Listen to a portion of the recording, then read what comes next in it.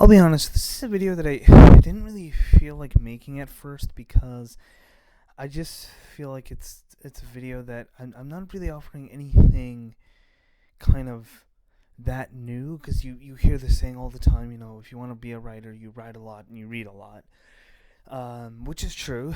Stephen King has said it, George R. R. Martin said it, everybody has said it, but every I think writer, whether they're books, television, whatever, have said it. But I think there has been kind of a recent revelation that I've had about uh, reading a lot when it comes to when you're officially a writer.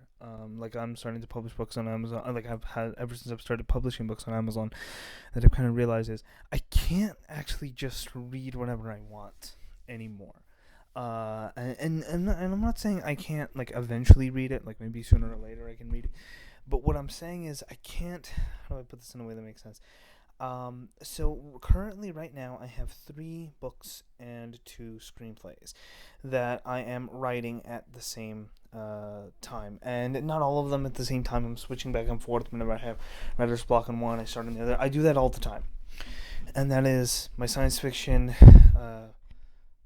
mystery / fantasy novel called Transplant, my ghost romance novel called Chains, and then my third novel, my horror romance novel, Concubine, is Part 2.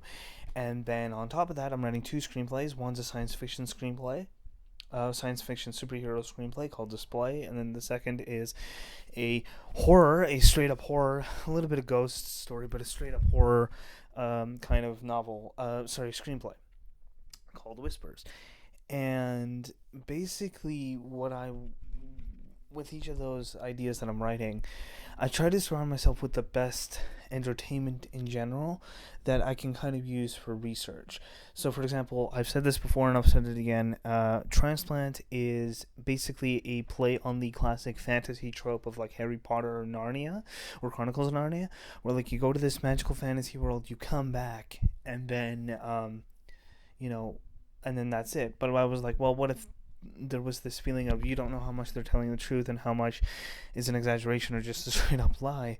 So that's going to be the whole point of the series. So I was reading a lot of right now I'm reading a lot of stuff like that, where it's about going to a magical fantasy world, or just fantasy in general, to kind of build a world. Because unlike my previous novel, After Death, where the main character was going to influence the rest of the book, because that book is about a superhero that dies and this is the world's reaction to his death, I have to do similar to what Lord of the Rings did, similar to what Game of Thrones did, where I do have to establish a world here.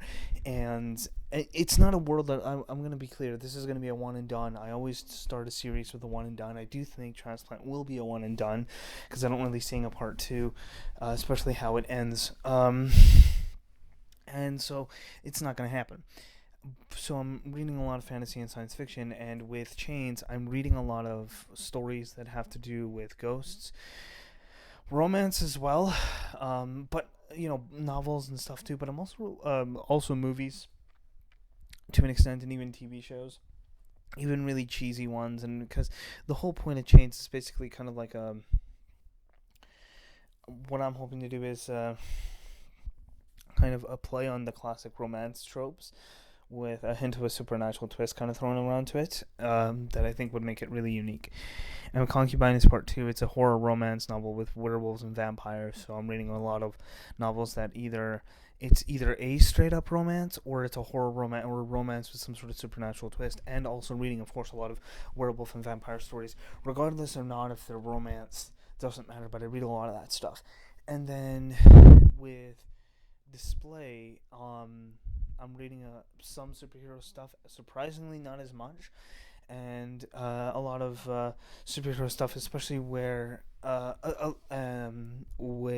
superheroes are kind of like in a team, and they have like a big impact on the world, and it feels like you're watching much more of a science fiction story than you are a kind of a fantasies thing. And with Whispers, I'm reading a lot of horror novels in general, and just ghost novels as well. I am reading Ghost for the Chains as well, but I'm focused much more on like romance and supernatural stuff with chains rather than I am reading Ghosts.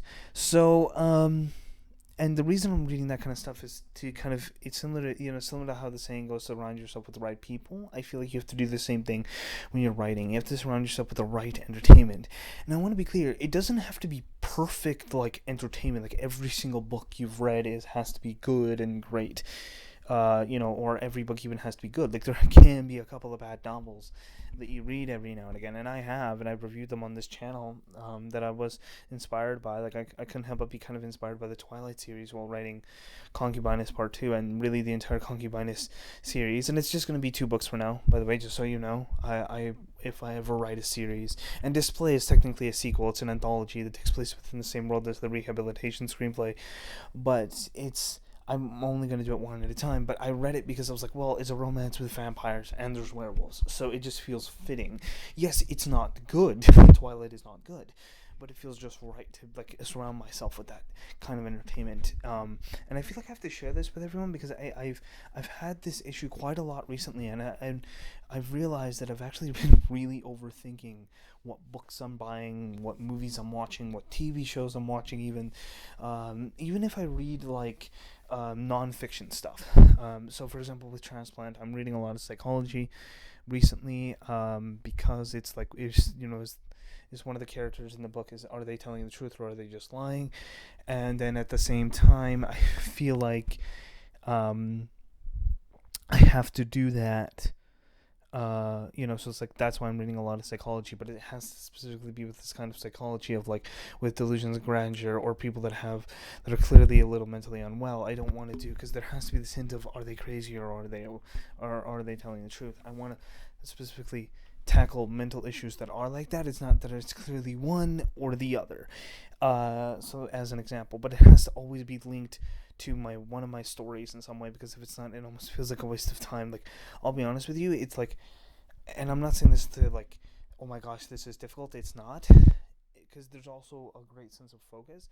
I very rarely watch a movie or read a book for pure entertainment nowadays. It's very rare, to be honest with you guys. Whenever I read something or write, or watch a movie, TV show, whatever, it has to be linked to one of my books. And I wanted to share this information because I feel like there was much more of a sense of focus, and it was much more like that overthinking of what to buy, what to read, because I don't want to feel like I wasted my time. Because besides the obvious thing, I want to read something good. If I pick up a book of fiction, especially if it's like a $30 book, I want to make sure that it was worth my time in the sense of I linked it to something I was reading.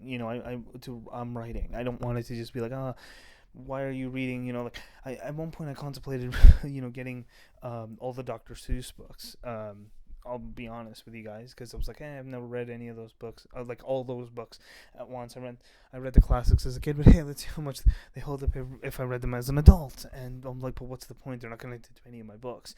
So yeah, if you're experiencing reading anxiety, I guess you could call it, or anxiety on what to pick to read if you are a writer, I recommend just linking it to the stuff you're writing. It would help you a lot. Thank you so much for watching, everybody, and I'll see you all next time. One last thing, though, actually do that with video games as well. Not just books. Actually, if you enjoy playing video games, do that with video games as well. That's why I'm playing a lot of fantasy games right now. That's why I'm replaying the only series I've mainly played is the Batman games, because linking, again, a superhero to my screenplay display, and then I'm also playing the God of War series at the same time, so I'm switching back and forth between those two. So, yeah.